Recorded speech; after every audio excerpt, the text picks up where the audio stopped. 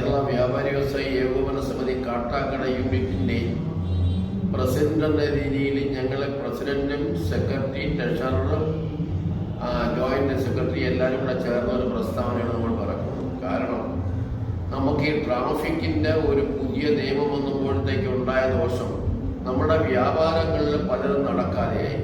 ഇതിനിടയ്ക്ക് കുറേ ആൾക്കാർ കാട്ടാക്കട വന്നു കഴിഞ്ഞാൽ പെറ്റി അടിക്കും എന്നുള്ള ഒരു പരസ്യം വന്നപ്പോൾ പലരും കടയിൽ വന്ന് സാധനങ്ങൾ വാങ്ങാതെയായി.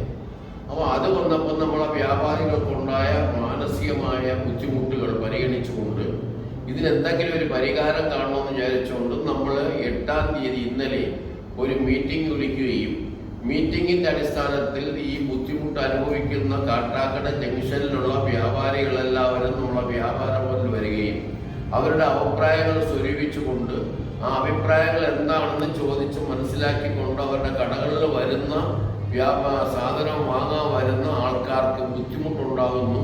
അതിന് എന്ത് പരിഹാരം ഉണ്ടാക്കിയാൽ മാത്രമേ ഞങ്ങൾ ആ വ്യാപാരങ്ങൾ മുമ്പോട്ട് കൊണ്ടുപോകാൻ സാധിക്കുകയുള്ളൂ. ആ രീതിയിലുള്ള ഒരു പരിഹാര മാർഗം എന്ത് വേണമെന്ന് ആലോചിച്ച് അതിനൊരു പരിഹാരമായിട്ട് നമ്മൾ പറഞ്ഞ് എന്താ നിങ്ങളുടെ അഭിപ്രായം ചോദിച്ചപ്പോൾ അവർ പറയുന്ന പോലീസിന്റെ അവർ സാധനം വാങ്ങാൻ വരുന്ന ആൾക്കാരെ നിർബന്ധമായിട്ടും പോലീസ് കേസെടുക്കുന്നു. പോലീസ് കേസെടുക്കുമ്പോൾ ഫോട്ടോ എടുത്തുകൊണ്ട് പോകുമ്പോഴത്തേക്ക് പെറ്റി അടിക്കുമ്പോഴത്തേക്ക് പെറ്റിയുടെ പേരിൽ ഞങ്ങൾ 500 രൂപയുടെ സാധനം വാങ്ങിക്കാൻ വരുന്നത് ഞങ്ങൾ 500 രൂപ പെറ്റി കൊടുക്കണമെന്ന് പറഞ്ഞാൽ ആ രീതിയിലുള്ള ബിസിനസ്സുകൾ ഞങ്ങൾക്ക് മുമ്പോട്ട് കൊണ്ടുപോകാൻ പറ്റുകയില്ല. അപ്പോൾ അതിൽ നിന്ന് ഞങ്ങൾക്ക് ഒരു മാറ്റം ഉണ്ടാക്കിയേ പറ്റുള്ളൂ. അതിൻ്റെ അടിസ്ഥാനത്തിൽ നമ്മൾ ഒരു പരാതി എഴുതി നമ്മുടെ പഞ്ചായത്തിൻ്റെ ബഹുമാനപ്പെട്ട പ്രസിഡന്റ് ശ്രീ അനിൽകുമാറിനെ ചെന്ന് കാണുകയും അദ്ദേഹത്തോടുകൂടി കാര്യങ്ങൾ സംസാരിക്കുകയും ചെയ്തു.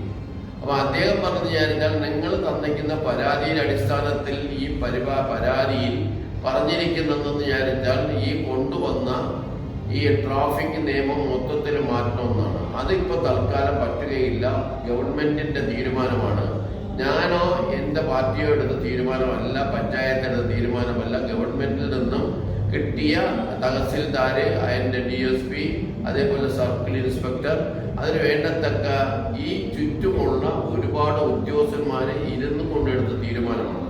അതിൽ സമിതിയെന്നോ ഏകോപന സമിതിയെന്നോ ഇല്ലാതെ എല്ലാവരും പങ്കെടുത്തതാണ്. ആ പങ്കെടുത്തതിൻ്റെ അടിസ്ഥാനത്തിൽ എടുത്ത തീരുമാനത്തിന് നമുക്ക് ഒറ്റയടിക്ക് മാറ്റാൻ പറ്റുകയില്ല. ഒന്നാമത്തെ കാര്യം അതാണ്. അതിന് എന്താണ് നിങ്ങളുടെ ബുദ്ധിമുട്ടുകൾ എന്താണെന്ന് നിങ്ങൾ പറഞ്ഞാൽ അതിന് പരിഹാരം ഉണ്ടാക്കാമെന്നാണ് പ്രസിഡന്റ് ഉറപ്പ് വന്നിരിക്കുന്നത്.